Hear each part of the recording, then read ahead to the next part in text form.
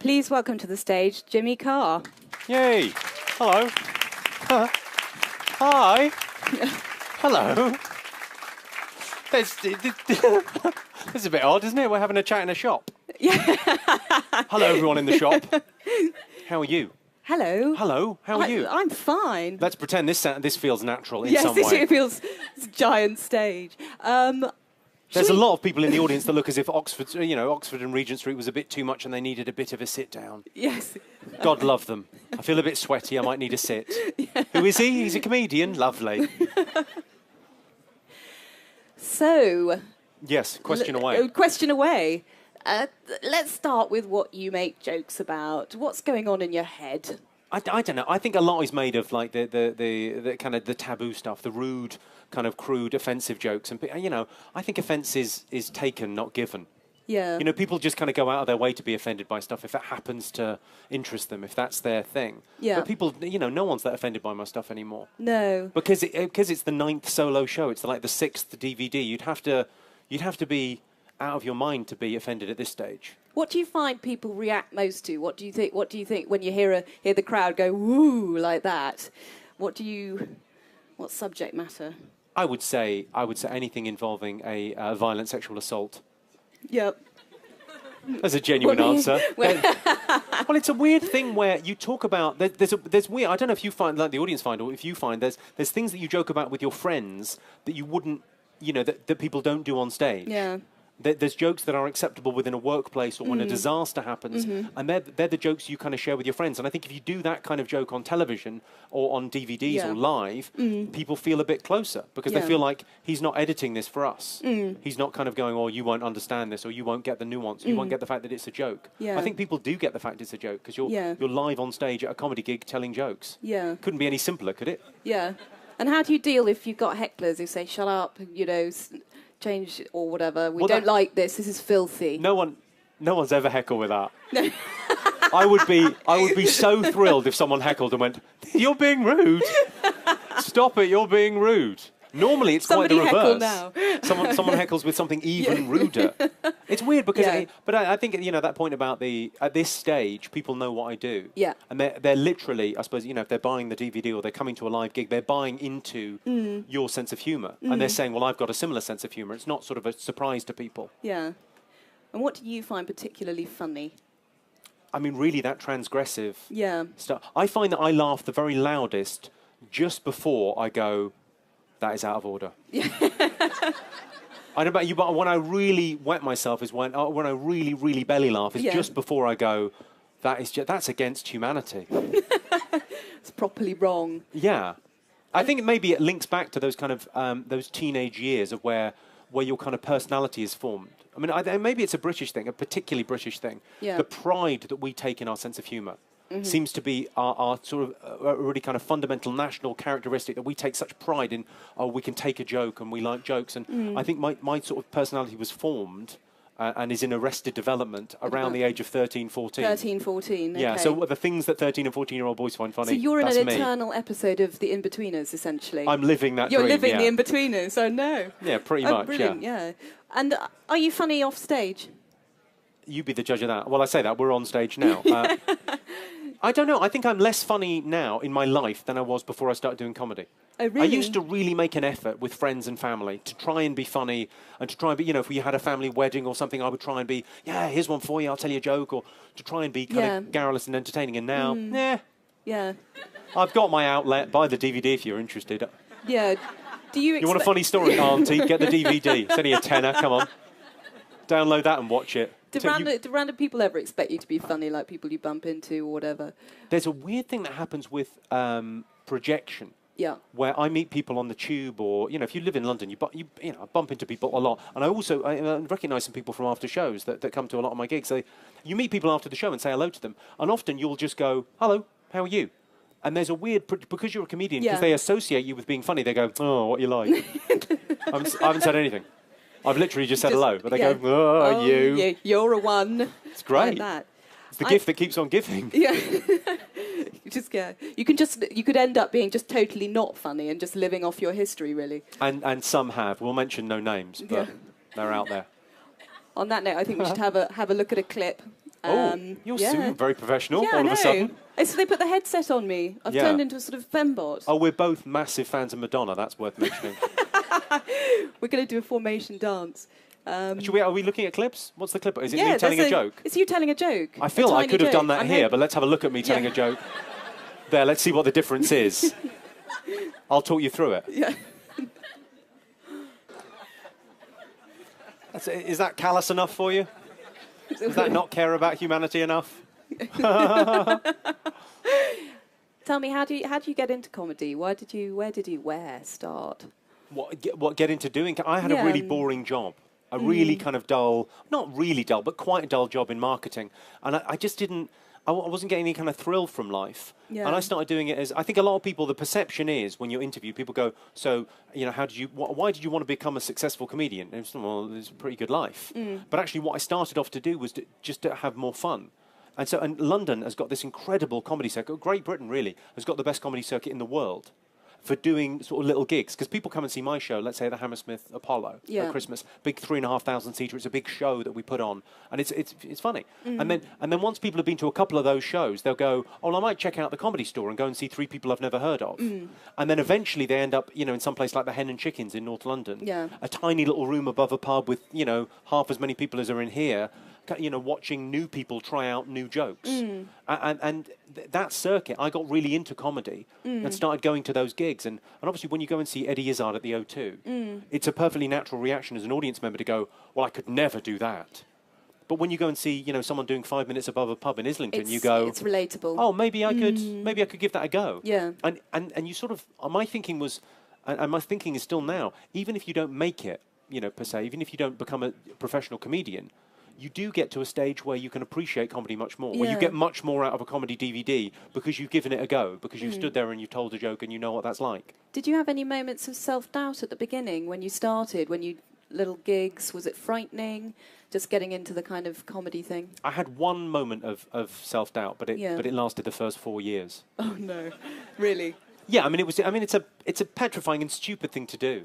It's really, especially those early days when you've got like 20 minutes of jokes and you've left your job. Yeah. And you go, I've left my job because I've got 20 minutes of jokes.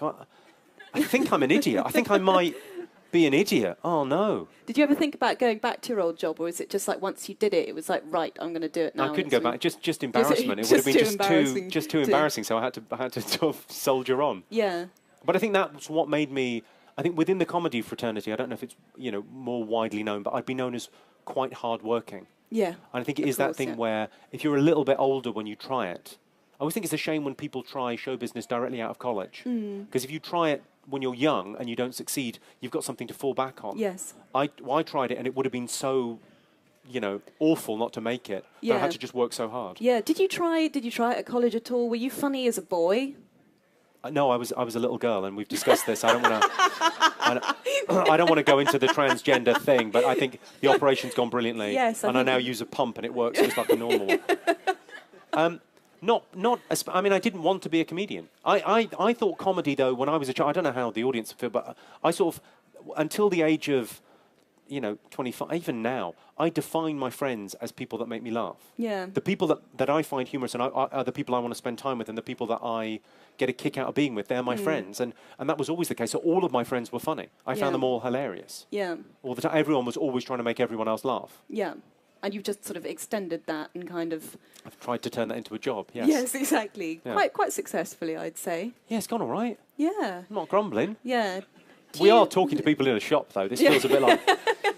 This feels like a really posh version of, when you see people in shopping malls going, it slices and it dices. It makes you laugh and it makes you giggle. Come on, everyone, buy one. I'm not asking £10. I say that, I am asking £10. I think it's actually £11, so... How do you relax after shows? I watch an inordinate amount of television. Okay. I watch a lot of box sets, but I spend my life in hotel rooms. Yes. So, there's because you tour just a lot, don't you? How much do you work? Like I think last year, 220 nights a year is my kind of standard. That's what I'll do. But when you think about people with normal jobs, when you add it up, you turn up to work that many days. So I only work 2 hours a day, and I'm only telling jokes while I'm there. Yeah. So not don't don't feel bad. It's like that people often quote that thing, oh, he's the hardest working man in show business. Yeah, but that is the easiest industry there's ever been in the history of man. It's like being the tallest midget. It's not really a thing. Are you the tallest midget? I'm one of the tallest midgets in Great Britain. How do you think other comedians view you?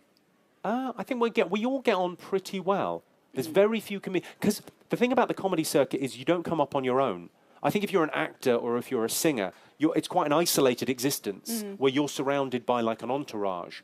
As a comedian, when you start maybe at the Edinburgh Festival. That would be the place where most people start, and you build up your reputation doing 20-minute gigs with other comics. Yeah. You're on the bill with other people, so you have to get on with everyone. It's quite a social thing. Yeah. And your inspiration, your kind of the people that inspire you to do better are the other acts on the bill. So there's people that have been doing it longer than you, and then there's new guys that come in, and everyone shares car journeys and kind of terrible hotels, and it feels like it's a really community sort of thing. That's kind of what I liked about it when I started. Yeah. We touched on your subject matter briefly, and you have a lot of jokes, a lot of girlfriend jokes and things like that. And I wondered what your girlfriend made of the girlfriend jokes, and were they based on her at all? I wouldn't say they were. I think she's absolutely fine with it, but I would describe her as a gold digger. So what's she going to do? I'm joking, but no, she literally doesn't care, and I think a lot of people have a tough time believing that she doesn't care. Yeah. Because they're, but the jokes are so clearly wordplay. Like in some of the jokes, she's a wanton woman off with other men. In some of the jokes, I'm off with other women. In some of the jokes, she's incredibly fat. Yeah. It's just like from joke to joke, she changes, entirely. She bends to the joke. Yes. That's what I mean by projection. You don't even often, I have to say nothing. Just raise an eyebrow and people go, oh, I know what he's thinking. I don't know. No, but she's really cool with it. Yeah. I think a lot of friends are very cool with it as well. Yes. There's a few things over the years that have been absolutely true. Yes. I remember I wrote a joke, these were years ago, which is really just a piece of wordplay, but it literally just happened. I bought her a book called Cheap and Easy Vegetarian Cooking, which is ideal for her because not only is she a vegetarian, but I did buy that just arrived, that joke, yeah. I don't know if you call her cheap and easy. Yeah. Can you laugh someone into bed? No, but I can make them giggle when I get there. I don't know if you can. I don't know whether that really works. I think it's not a good way to pull. Do you know that kind of... Have you ever pulled by being funny? No, I've only ever... You're repelled by being funny? No, my relationship with my girlfriend is a sexual assault that went brilliantly well. But I don't think it's a good way to pull someone, a sense of humour, laughing someone, but it's a great test of a long-term relationship. I know a lot of couples, there's one there, that come to my gigs, and they come to the show and they've got exactly the same sense of humour. And I think if you've got a long-term partner with the same sense of humour, people that come to comedy shows together, it's a really good indicator that relationship just works. Because relationships are essentially, you're spending 40 years laughing at the world together. Yeah. That's kind of what it is. Yes. And if you've got the same sense of humour, I can't understand couples that... I often get guys coming up to me after the show, or girls coming up to me, groups of girls going, oh, all the girls came, oh, my husband doesn't think you're funny. You go, well, how do you... Yes, how do you get on with him? How do you talk to him? Yeah. But they probably don't. That's the thing. Yeah. It was a funny thing you said, that couples would come up to you and one of them would say, oh, yeah, we loved your show. We call it the JJ now too. There is a weird thing where you kind of live in someone else's... Yes, life and world. Yeah, people make reference to things that you've said on stage. Yes. That's terrible, really. And talking about given some of the stuff I've said on stage. Well, I was going to say that couple, come up to you. The language that you use is really unusual, and I wondered, where you sort of, we were talking about sort of various kind of disgusting words that you use in your show, and I wondered where you get your inspiration for that from. I think a lot of it was my mother had a very...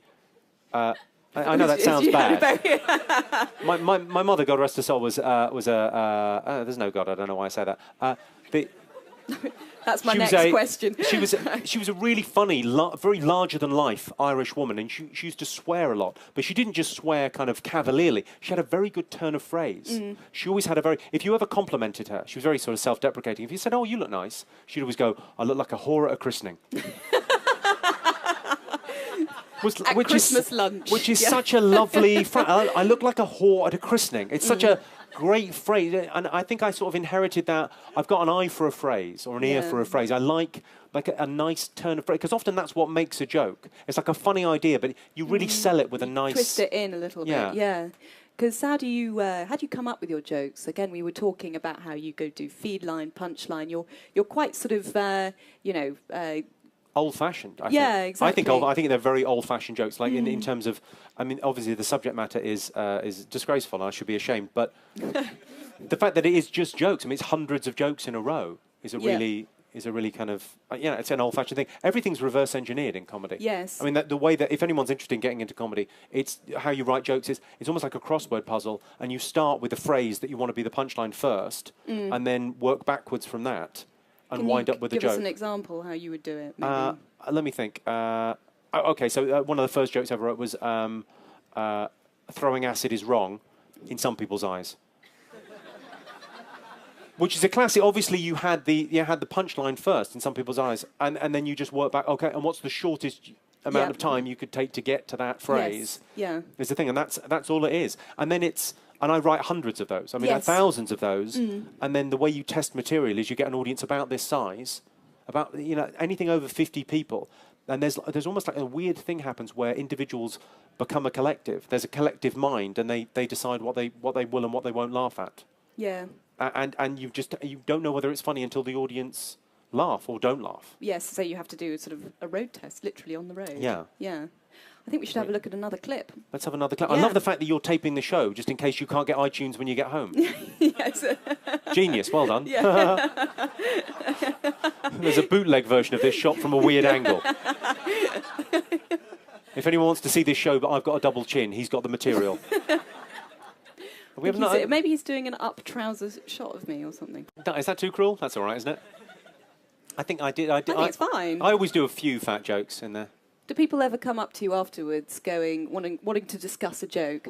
People have occasionally waddled up and complained about that one. Yeah, what was the one that upset some girl? I think it was, have you ever fucked a girl so fat you think it might count as a threesome? It's bad. Yep. Sorry, I've just spotted someone that looks incredibly young. Are you a child or a midget? Child or midget, come on. Child? How old are you? 12? What the fucking hell are you doing here? Listening to this filth. Well, I hope you enjoy the show. You're going to have to go into care. Shouldn't you be shoplifting or... He's got 52 iPods in his jacket already. Yeah. You'll be fine, don't worry. I'll distract security. I find the age range at gigs like a weird... because there's lots of, people come... I mean, they come... I think when people your age come to my gigs, they tend to come with their parents. And they 13, 14, 15-year-old kids come to gigs and they bring their parents along and they sit and they listen to these really rude jokes next to them. And I just think the car journey home must be just brutal. Just mums driving going, the radio won't go any louder. What if they ask me about felching? Oh, God. Or whatever the horrendous thing. It's all made up. It's a joke. Oh, God. Would you say you were quite ambitious? I think I was quite ambitious. I was very ambitious to become a stand-up comedian. But on my version of success, I became successful way before anyone else, I think, thought I was successful. Yeah. I thought I was successful when I started playing the Comedy Store in Leicester Square. Yeah. I started doing 20-minute sets there, and they booked me regularly for the weekends. And I felt, for me, that felt like, well, I'm like a professional comedian. I have ideas in my head, and I write them down, and then I say them to people, and I get paid to do that. Yeah. And that felt enough to me. That felt like that was a cool job to have, and I was having a lot of fun. Yeah. And everything past that has kind of felt like gravy. I suppose the only ambition is you sort of wouldn't want to miss the opportunity. No. You know, when you get kind of, someone goes, do you want to do a TV show? You go, yeah. Yeah, you do. Of course I do. Why would I turn it down? And is that how you got on telly? Yeah, basically. And when did you first realise that you were starting to be successful? I suppose the first time, I remember like a really clear incident after a gig, meeting a guy and him coming up to me and going, oh, you'll like this one. And he told me one of my jokes back. Oh, what was it? Can you remember? I can't remember what the joke was, but it was something like I think it was one of the kind of the early jokes of mine. No matter how much you give a homeless person for a cup of tea, you never get that tea.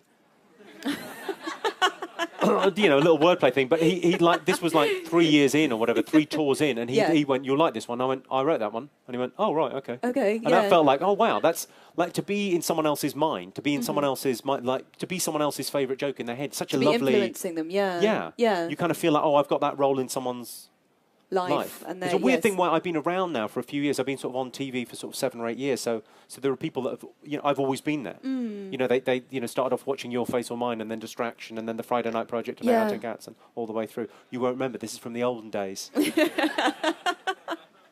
He's no idea. Do you like telly? Do you like doing telly?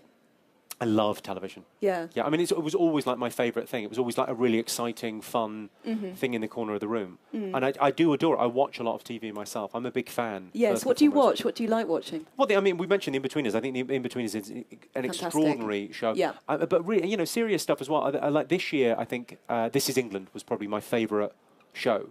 I just thought it was because by turn, I don't know if anyone watched. Did you watch This Is England? It was great. It was like brilliantly sort of funny and well observed kind of 80s, you know, period piece. Yes. And then, but it made me laugh out loud and also tear up in the same hour. And I found that an extraordinary thing. I find it as well, but there's an American show called Breaking Bad, which I find it does the same thing for me. I find that I find it incredibly moving, and also very funny. And I kind of think that's what life is like. Yeah. I like shows that kind of capture that. Because often I think dramas can be a bit too dour. You kind of go, well, no one's life is that depressing, surely. No, I think, I don't know, do you find yourself watching a lot of that?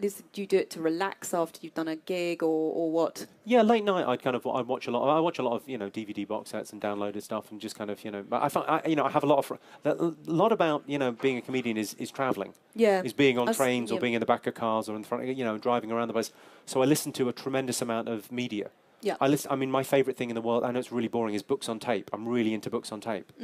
I just really like driving and being read to, and just it feels like a really, really cathartic, lovely thing. Yeah. So is there a God? Is there a God? Yes. I don't think I'm the best man to ask. I don't think so. I would recommend Christopher Hitchens' God Is Not Good. Yeah. And anything by Dawkins. Great books. Yeah, I don't know. I think I lost my religious faith in my kind of mid-20s. Yes. And I don't think it's any coincidence that my life started when that happened. Yeah. I think I was almost kind of living vicariously through some kind of belief in an imaginary friend. No offence to anyone that's got a religious faith. Good luck to you and stuff. or anyone that really likes the Hobbit movies. As far as I'm concerned, it's all much of a muchness. But I felt that as soon as that went, as soon as I started taking responsibility for my life, then things started to happen. Because I sort of went, well, no one else is going to do this for me. No one else is going to bring me flowers. I better plant my own garden. I better go out there and do 300 gigs a year and try and get better at this. Yeah. And not just wait for something to happen. I think I spent my early 20s waiting for something to happen. And then you suddenly realised it wasn't, and actually you had to take responsibility for your your own life. Yeah, go and do something, yeah. Yeah. Was that difficult? I think it was, yeah. I think because you open yourself up to failure, don't you? If you really try at something, you could mess it up. Yes. And were you worried about? Well, you must have been, but you took a bold leap when you left your job. Yeah, I'd say everything seems. I think when you look back on it, everything seems kind of calculated. I think it was just idiocy on my part. I just kind of went, oh right, I can leave. Yeah. I'll leave. I've got enough money for 6 months. I'll be fine. Yeah. All right. Yes. And then it worked out fine, and here you are, kind of. It's 9 shows later. In an Apple shop. In an Apple shop. It's good though, isn't it? It's really... Nice bit of retail. Get out. Where's she gone? She's taking a call. Where's she gone? She's gone to the bathroom. Oh. All right, okay. Should we do a clip while she goes to the bathroom? Let's do a clip, because I don't want her to miss anything, the poor love. Yeah. It's a weird thing, those kind of... There's lots of jokes about charity over the years. Yeah, it's weird, isn't it? Why do you think? I think it's one of those kind of, very serious topics that's so earnestly dealt with on television. And I think actually, the lighter you are about it, the more people are willing to talk about it. Yeah. It's a real thing. You pass it every day. But it's, I think joking about these things is quite healthy. Yes. I don't know what your reaction is meant to be. No. I think there's something about... my style of comedy and joking about really taboo, controversial things. I think people naturally do that. I'm sure everyone in this room has received a text after a disaster, after something really, really bad happens, because you somehow need to get it out of your system. You go, what's happened? How many? All right. Yeah. You can't. What are you going to? You're going to laugh or cry? Yes. And again, a very British thing to laugh in the face of horrible disaster. Because it's difficult for comedians because you then you get yourself into hot water, then there's a debate about, because you had the issue with... I got into trouble last year. Yeah, exactly. But I think that was just my turn.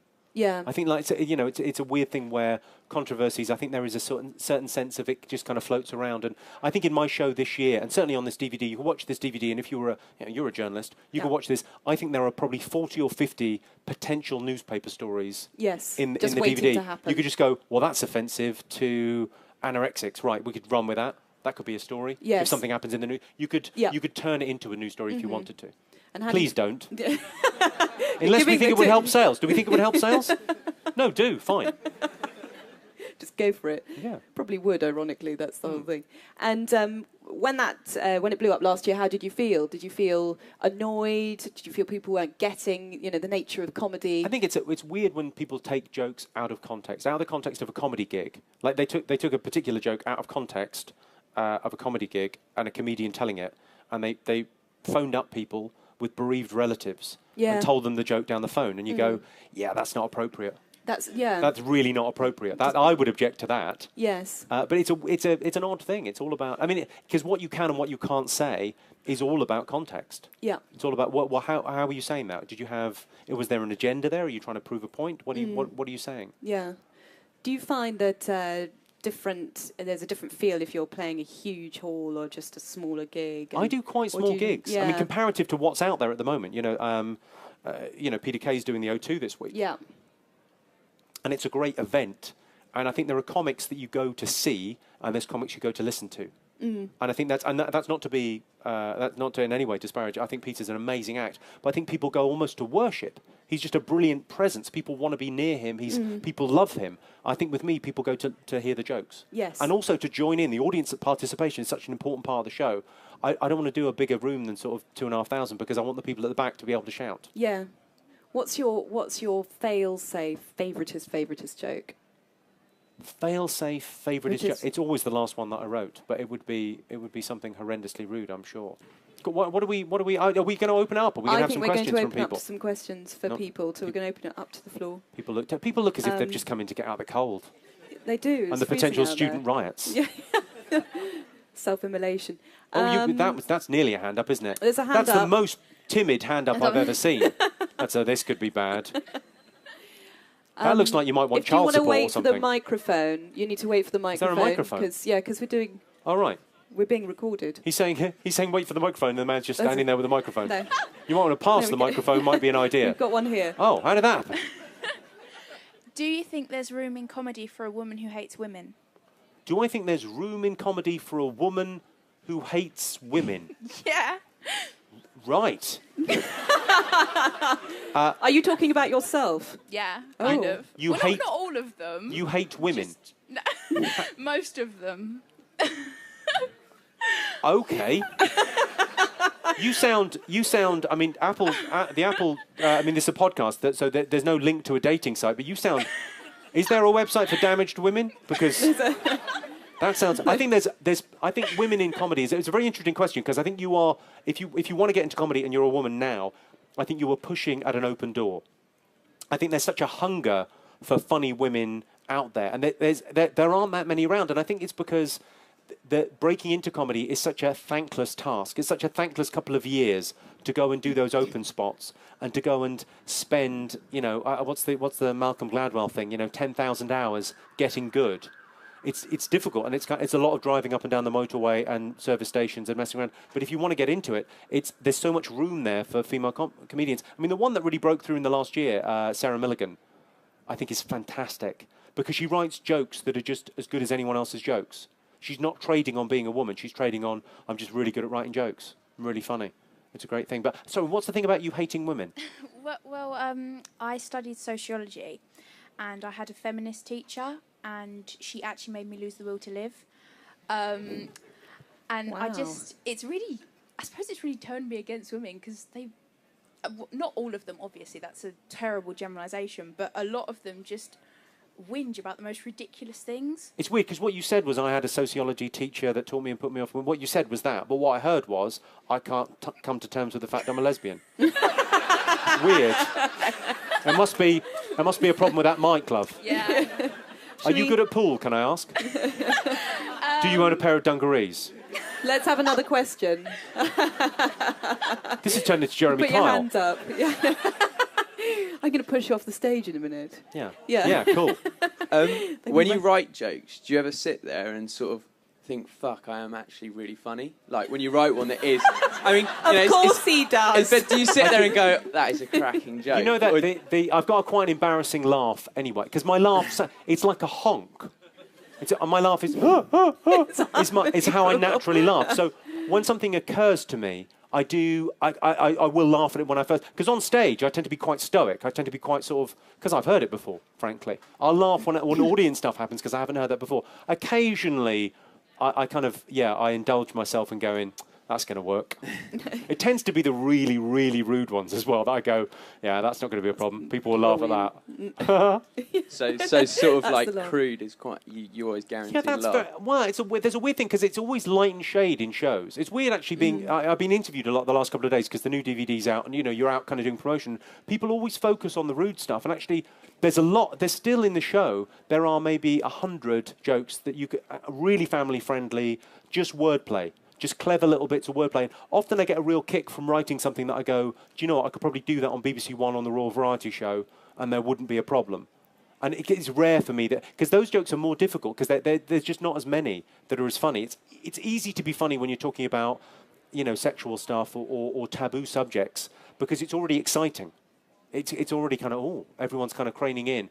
To do something funny about the snooze button, it's very difficult because it's so everyday.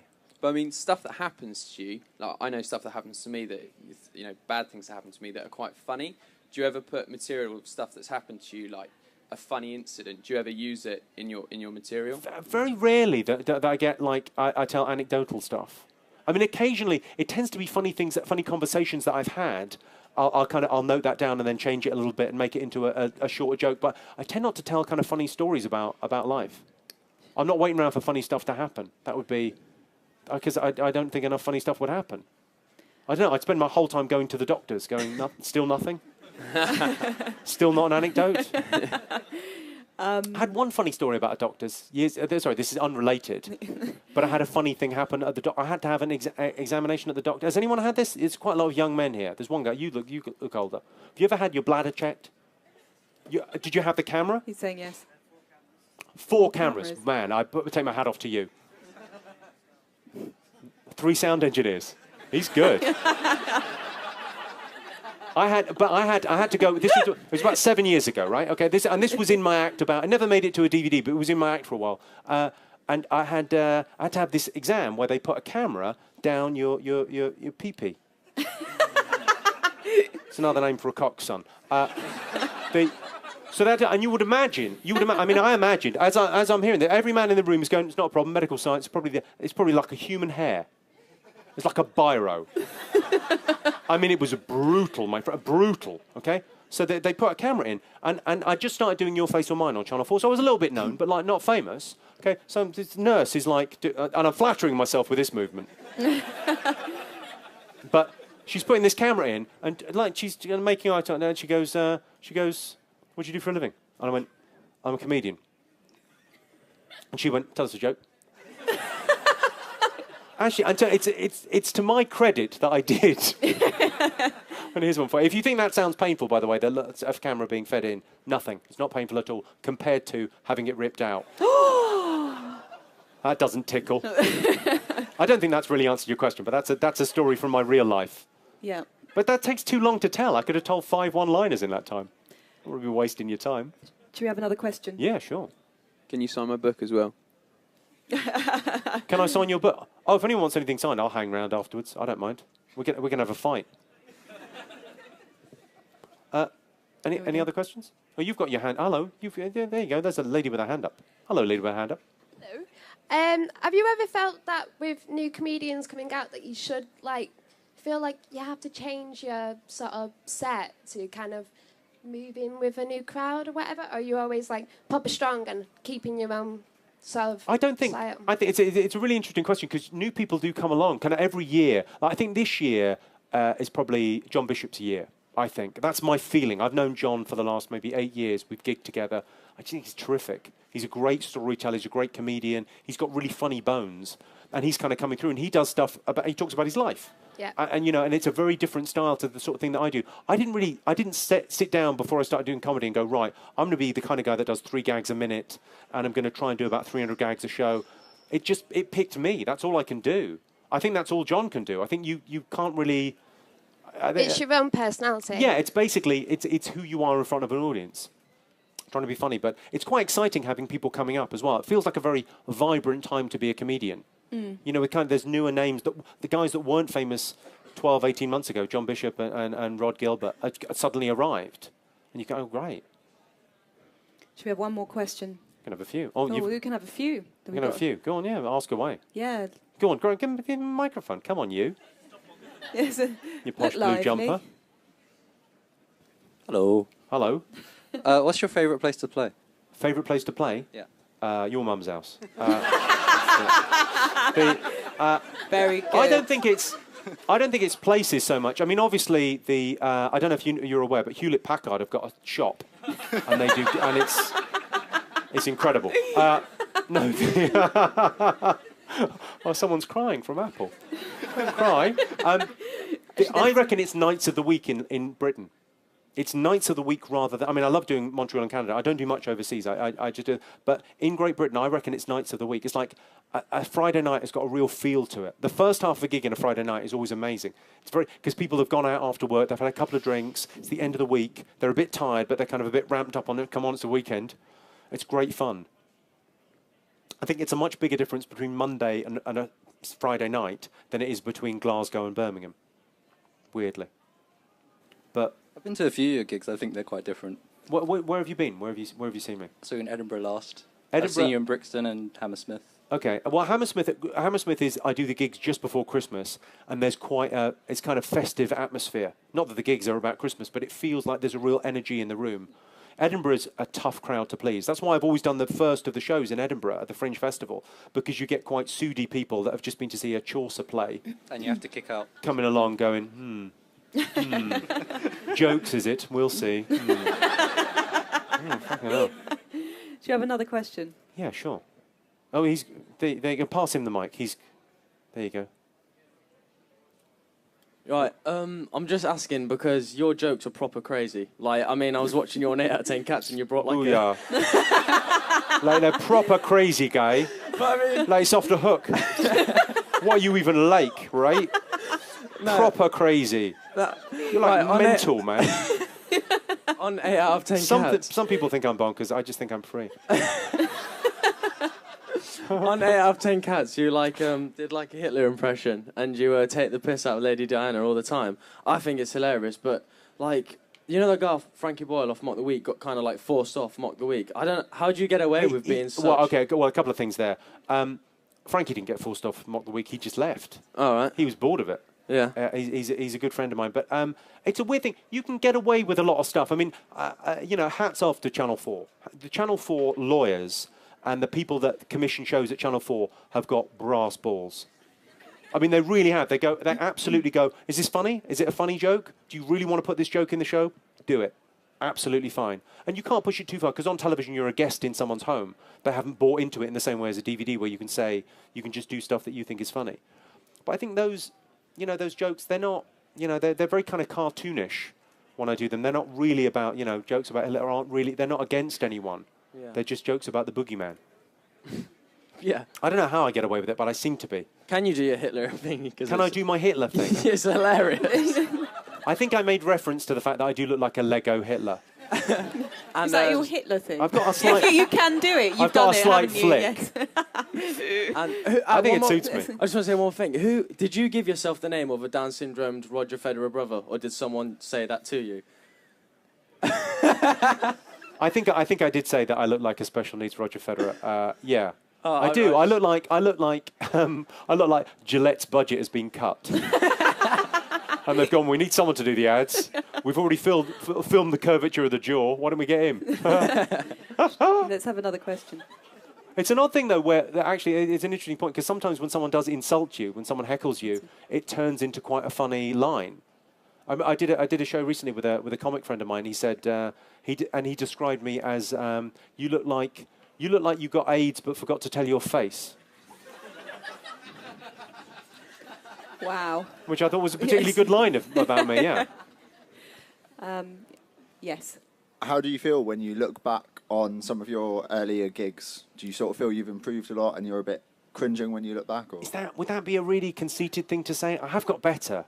I think this is my 6th DVD, and before we put this one out, I looked back at the first 2 because I wanted to check. There was a heckle put down that I did in this show in Glasgow that I'd had for years for live shows and had never been on a DVD, and I thought it was on one of the first 2.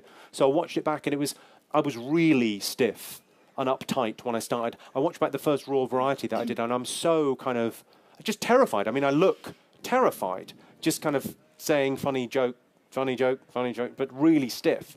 And I think I've got a little bit looser, a little bit closer to who I actually am on stage. But I think that's quite a long journey. I'm hoping that I'm going to get better still. You would hope that when you're never finished. And certainly as a performer, I came to sort of comedy quite late in life, and you want to kind of just get better as you kind of move on. But I really notice a difference when I look back. It's a shame, really. I'd like to kind of go back and do some of those jokes again a bit better. But no, them's the breaks. Yes, you've done the DVDs. Yeah. It's there. They're burnt now. Let's have one more question. Shall we? I don't know. Have you ever considered doing your stand-up routine abroad? Or is there any chance you might actually do that? Whereabouts are you from? Can we ask that first? Greece. Greece. Yeah. And when did you start the Kings of Leon tribute band? Nice one. Yeah, nice one. Yeah, I like it. I am from Greece. Yeah, I might do some gigs. I'd love to do some gigs in Greece, but your economy is broken, so not going to happen. True that, yeah, I guess. What are you going to pay me in? Kebabs, presumably.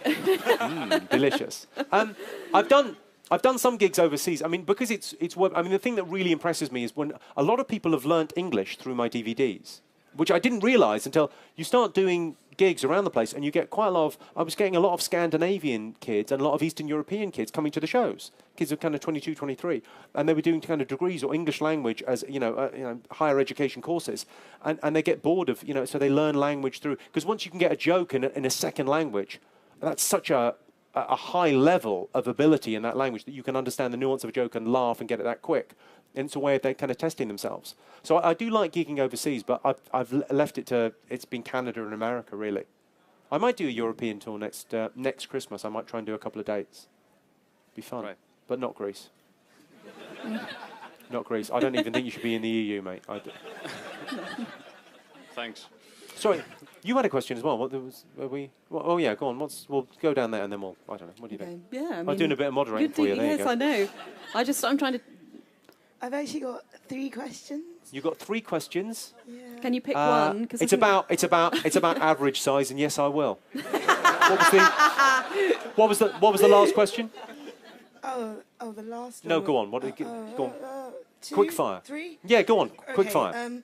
First one was, do you think you're going to take your writing to longer projects like Ricky Gervais has? Second question was your favourite comedian. Okay. Third question was your favourite condiment.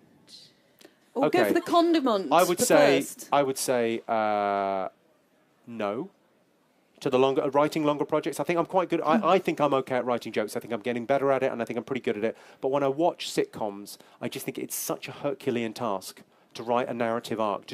I'd like to try it at some stage, but I think it'll be years. I think you need to give yourself time. I know the guys that wrote The In-Betweeners very well, Ian and Damon, and it took them a year to write those 6 episodes and to do it properly and to do it to that standard.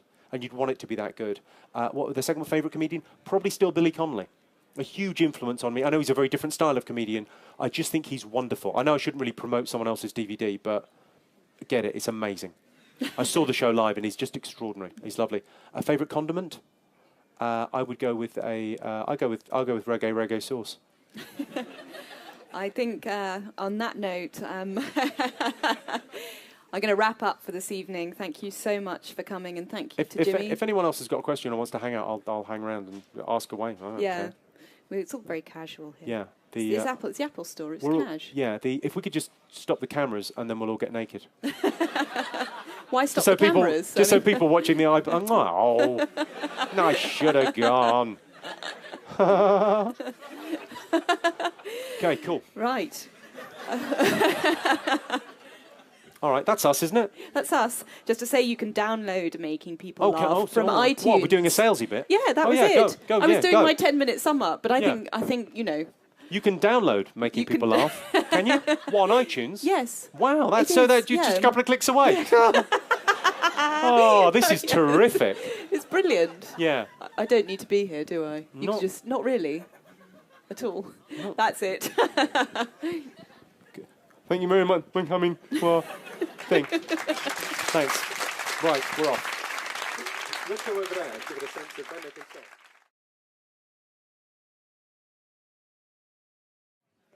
Please welcome to the stage Jimmy Carr. Yay! Hello. Hi. Hello. This is a bit odd, isn't it? We're having a chat in a shop. Yeah. Hello, everyone in the shop. How are you? Hello. Hello. How are you? I'm fine. Let's pretend this feels natural in yes, some way. this feels it's a giant stage. There's a lot of people in the audience that look as if Oxford and Regent Street was a bit too much and they needed a bit of a sit down. Yes. God love them. I feel a bit sweaty. I might need a sit. Yeah. Who is he? He's a comedian. Lovely. So. Yes, question away. Question away. Let's start with what you make jokes about. What's going on in your head? I don't know. I think a lot is made of like the kind of the taboo stuff, the rude, kind of crude, offensive jokes, and I think offence is taken, not given. Yeah. You know, people just kind of go out of their way to be offended by stuff if it happens to interest them, if that's their thing. Yeah. But people, no one's that offended by my stuff anymore. No. Because it's the 9th solo show. It's like the 6th DVD. You'd have to be out of your mind to be offended at this stage. What do you find people react most to? What do you think when you hear the crowd go woo like that? What subject matter? I would say anything involving a violent sexual assault. Yep. That's a genuine answer. Well, it's a weird thing where you talk about there's weird. I don't know if you find, like the audience find, or if you find there's things that you joke about with your friends that you wouldn't, that people don't do on stage. Yeah. There's jokes that are acceptable within a workplace or when a disaster happens, and they're the jokes you kind of share with your friends. And I think if you do that kind of joke on television or on DVDs or live, people feel a bit closer because they feel like he's not editing this for us. He's not kind of going, oh, you won't understand this, or you won't get the nuance, or you won't get the fact that it's a joke. Yeah. I think people do get the fact it's a joke because you're live on stage at a comedy gig telling jokes. Yeah. Couldn't be any simpler, could it? Yeah. And how do you deal if you've got hecklers who say, shut up, change or whatever. We don't like this. This is filthy. No one's ever heckled with that. No. I would be so thrilled if someone heckled and went, "You're being rude. Stop it. You're being rude." Normally, it's Somebody quite the reverse. Heckle now. Someone heckles with something even ruder. It's weird because, I think that point about at this stage, people know what I do. Yeah. And they're literally, I suppose, if they're buying the DVD or they're coming to a live gig, they're buying into your sense of humour, and they're saying, "Well, I've got a similar sense of humour." It's not sort of a surprise to people. Yeah. And what do you find? Does that not care about humanity enough? Tell me, how do you get into comedy? Where did you start? What get into doing? I had a really boring job, a really kind of dull, not really dull, but quite a dull job in marketing, and I just didn't. I wasn't getting any kind of thrill from life, and I started doing it as I think a lot of people. The perception is when you're interviewed, people go, "So, how did you? Why did you want to become a successful comedian?" And it's, well, it's a pretty good life, but actually, what I started off to do was just to have more fun. And London has got this incredible comedy circuit. Great Britain, really, has got the best comedy circuit in the world for doing sort of little gigs. Because people come and see my show, let's say the Hammersmith Apollo at Christmas, big 3,500 seater. It's a big show that we put on, and it's funny. And then once people have been to a couple of those shows, they'll go, "Oh, well, I might check out the Comedy Store and go and see 3 people I've never heard of." And then eventually they end up, in some place like the Hen and Chickens in North London, a tiny little room above a pub with half as many people as are in here. Watching new people try out new jokes. And that circuit, I got really into comedy and started going to those gigs. And obviously when you go and see Eddie Izzard at the O2, it's a perfectly natural reaction as an audience member to go, well, I could never do that. But when you go and see, someone doing 5 minutes above a pub in Islington, you go... It's relatable. Oh, maybe I could give that a go if you're interested. Yeah. Do you want a funny story, Auntie? Get the DVD. It's only a tenner, come on. Download that and watch it. Do random people ever expect you to be funny, like people you bump into or whatever? There's a weird thing that happens with projection. Yeah. Where I meet people on the tube, or if you live in London, I bump into people a lot, and I recognise some people from after shows that come to a lot of my gigs. You meet people after the show and say hello to them, and often you'll just go, "Hello, how are you?" And there's a weird because you're a comedian, because they associate you with being funny. They go, "Oh, what you like?" I haven't said anything. I've literally just said hello, but they go, "Oh, you." Yeah, you're a one. It's great. Like that. It's the gift that keeps on giving. Yeah. You could end up being just totally not funny and just living off your history, really. And some have. We'll mention no names, but they're out there. On that note, I think we should have a look at a clip. You're soon very professional all of a sudden. So they put the headset on me. I've turned into a sort of fembot. Oh, we're both massive fans of Madonna. That's worth mentioning. We're going to do a formation dance. Are we looking at clips? What's the clip? Is it me telling a joke? It's you telling a joke. I feel I could have done that here, but let's have a look at me telling a joke. There, let's see what the difference is. I'll talk you through it. Yeah. Is that callous enough for you? Particularly funny. I mean, really, that transgressive stuff. I find that I laugh the very loudest just before I go, that is out of order. Yeah. I don't know about you, but when I really wet myself is when I really, really belly laugh is just before I go, that's against humanity. It's properly wrong. Yeah.